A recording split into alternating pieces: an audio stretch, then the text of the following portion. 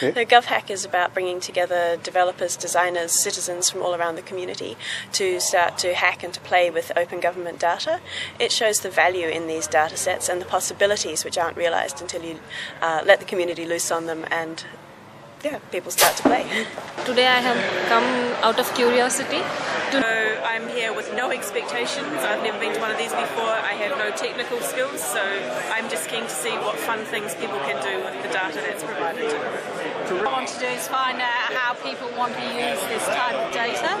I actually work in state government, so we provide a lot of the source data, but really interested to see how this will help in terms of developing any apps that might be out there and actually furthering the public information that we're trying to resource and put out there. So that's where my interest comes from. To produce a sort of fun project with the data that we have access to as part of this, and also see what other people are capable of producing as well. Hopefully get some sort of inspiration from just seeing other teams do creative things with government data. We're looking at the Yarra River over time and how some of the metrics change, things like temperature and water quality and pH and anything else we can find information on.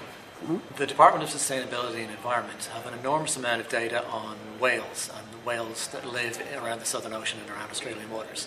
I'm going to take that text information and visualise it in an app that will make it look beautiful. I have a 3D model of Australia with the ocean around it, and I'm going to show the locations that the whale lives, but then I'm also going to have an animated model of the whale swimming through the scene that you'll see. Using Hansard data, we're trying to explore the idea of how politicians use their language, so whether they use positive, negative or neutral language, and how that can change over time.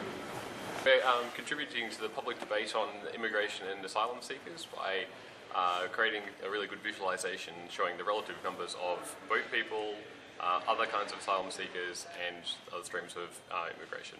We're going to have no graphs, no pie charts, just little dots showing actual individual people as they travel around the world. We're working on painting a picture of Australia through trade with other countries in the world. We're putting together an interactive 3D map of access to public transport in the city of Melbourne.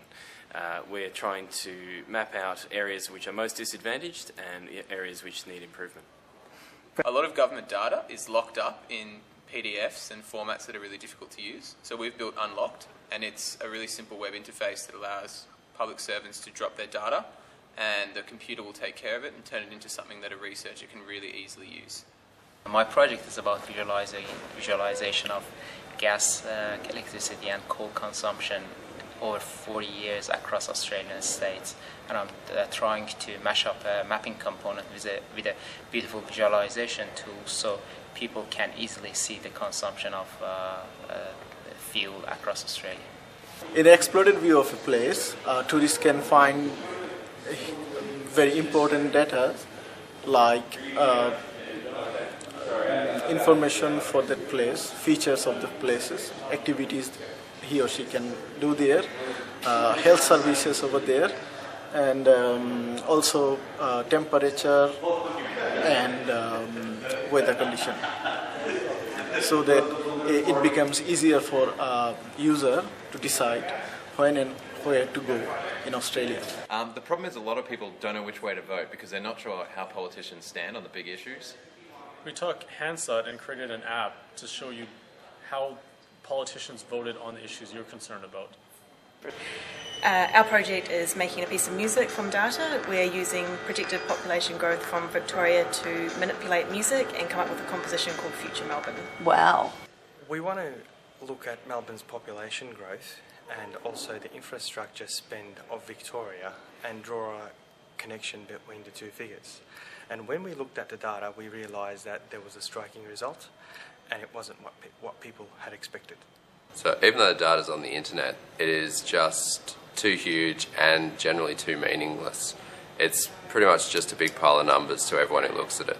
So it looks like this. It's a file, it's a model, you can print it up on a 3D printer, it could be anything. So it could be temperature across the top, and it could be the rainfall across the bottom, or it could be your favourite band, but basically if you can find the data, it can make it. We've taken a data set of ABC transmission towers from around the country, and we've combined it with some topographical information of Australia's landmass, and done a bit of ray tracing to create some coverage maps. I'm not trying to solve a problem or anything, I just want to make something really cool. It's basically, you have a lot of census data, you have it graphed all at once, and you choose some dimensions, say like age, and you want to see all the people like grouped by area where the median age is like 60 to 80 or something, and who make at least $2,000 a month. And then that'll select only those suburbs or statistical areas and show them to you on a map and colour it in, telling you how many people there are there. We've extracted data from the Atlas of Living Australia. Want to make a thing, so like a web page that can work on your mobile as well, where you just put in a location and it'll give you back like a list of animals or plants or those kind of nature-like things that can be found in the area, and then you can like check them off when you find them, kind of thing. That's essentially the gist of it, and then you can sort of room for growth there, so you can add like info for each thing or filter out by certain categories of animal or plant and that kind of stuff. This project is about visualising data that is relevant to you and where you are. So where about? We're using tourist information, restaurants, hotels, Wi-Fi hotspots and things like boat ramps. My project is about to present the government data in 25 different languages, so all 25 different community language. So people don't speak English as their first language, they can still have access to those government data. That's my project about. There's some very good quality data with the Australian Bureau of Statistics, which we intend to draw on. And we're going to, of course, do this in the most sensitive way possible, but really try and draw the stark contrast between the quality of life and the life expectancy of Indigenous Australians versus non-Indigenous. And we think that's highly appropriate given that Reconciliation Week has just passed, and this weekend we have the Reconciliation March. I'm very passionate about this, as is Michael. It's a tree concept which represents life and death. So each leaf represents a life, and a new leaf is born. It means a new baby is born in Australia. So my illustration is based upon the data provided by Australian Bureau of Statistics, and I also represented the death. When a leaf falls down, it represents the death. So hopefully you guys are going to like this concept. It's been intense. We came in not knowing a lot about GIS and trying to do some interesting things with that.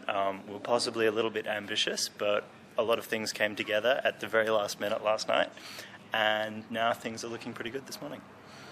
It's been absolutely fabulous. I came here partly because my husband Mark was interested in it, as well as I'm interested in creative ways of visualizing data. And we didn't really have a team, but we met some fabulous people on the first Friday evening, and grouped up. And it's been really great that though there's a lot we didn't know about, we've just picked it up as we went. We've had great mentors over here, so giving us fantastic advice on where to find the data, as well as, and it's not just related to data, but also the pitch, how to create a more engaging, exciting pitch. So overall, it's been a wonderful weekend. I've been absolutely blown away. It's been an amazing experience. We were just saying earlier to Richard that we're so glad we came, because we're actually doing a real live app and scenario, and something we actually think might add some value in the real world. We would never have done this if we hadn't have turned up and joined a team of people that we've never worked with before, with all different skill sets, and here we are as a team creating something that we think is pretty special. Awesome. Joined a good team. Well, great team, obviously. Adam here, smashing up, full stack. Mike, full stack. We got Joe, front face, does it all. And me, I'm just the guy with the ideas, the problem solver. Yeah, so it's been awesome.